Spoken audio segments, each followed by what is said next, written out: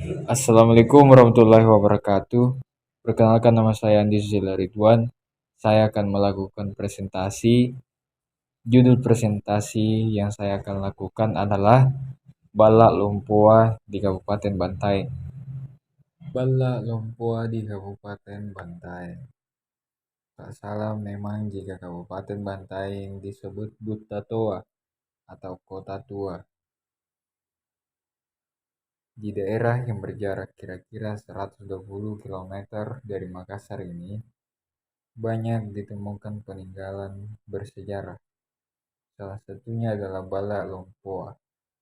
Jangan berpikir bahwa Balak Lumpuah adalah sebuah rumah milik raja dengan ukuran besar. Balak Lumpuah yang dimaksud di sini luasnya tak lebih dari 11 kali 11 meter. Balak Lumpuah yang ada saat ini bisa didapati adalah replika dari bentuk aslinya. Pembangunannya dilakukan tahun 2005 lalu. Biasanya berasal dari seluruh keturunan raja. Balak Lumpuah adalah rumah panggung dengan tinggi 2,5 meter dan memiliki 30-an tiang bangunan.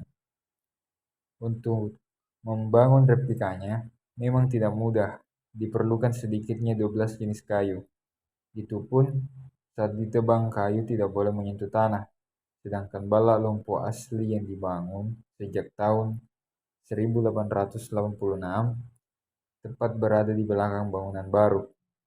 Kondisinya nyaris rubuh dan dibiarkan begitu saja. Akibat kerap dilanda banjir, tiang rumah semakin rendah, hanya setengah meter dari tanah. Sebenarnya masih ada satu lagi Balak Lumpuah yang terletak di Jalan Ratu Langit, tepatnya di depan kantor Bank Sulsel Bantaeng. Jaraknya sekitar 100 meter dari Balak Lumpuah yang ada di Kampung Lantebung. Saat ini sementara dalam tahap renovasi oleh pemerintah setempat.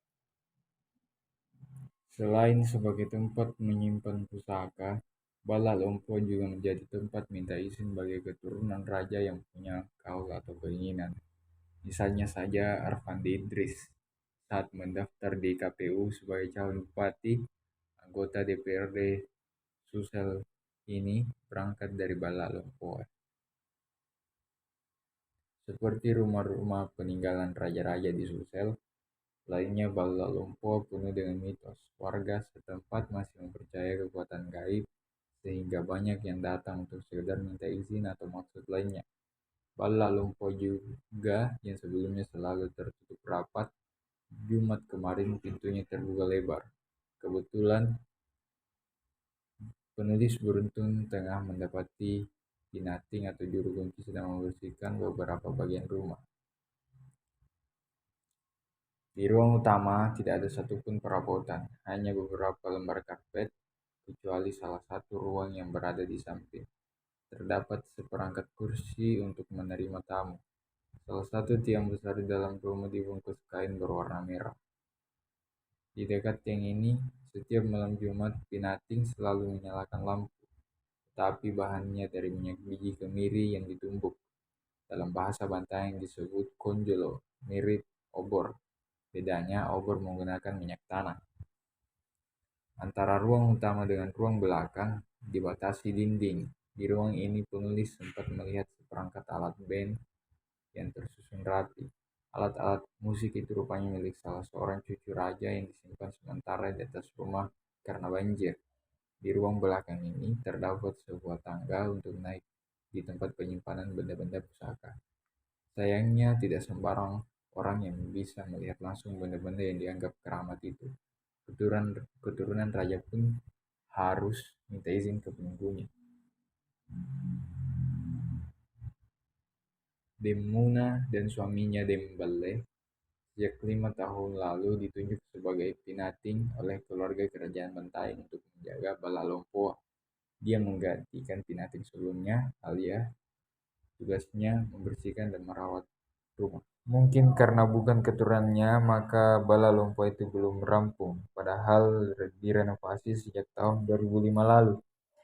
kata salah seorang keturunan Raja Bantaing, Andi Rahmat Abe yang akrab disapa Kareng Dode. Raja terakhir yang menempati Balalumpo adalah Karaeng Pawiloi.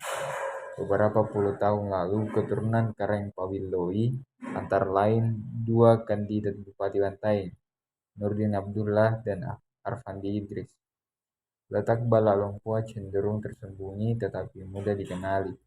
Saat penulis berkunjung pekan lalu, sisa pilkada masih tampak.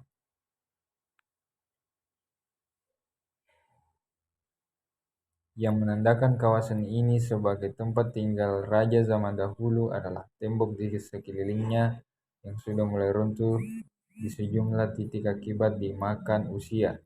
Juga ada gapura sebagai pintu gerbang untuk masuk ke kawasan ini. Bangunan utama yang disebut Balalompoa ini juga berubah fungsinya. Demikian presentasi yang sempat saya tampil dan sampaikan. Sekian dan terima kasih. Wassalamualaikum warahmatullahi wabarakatuh.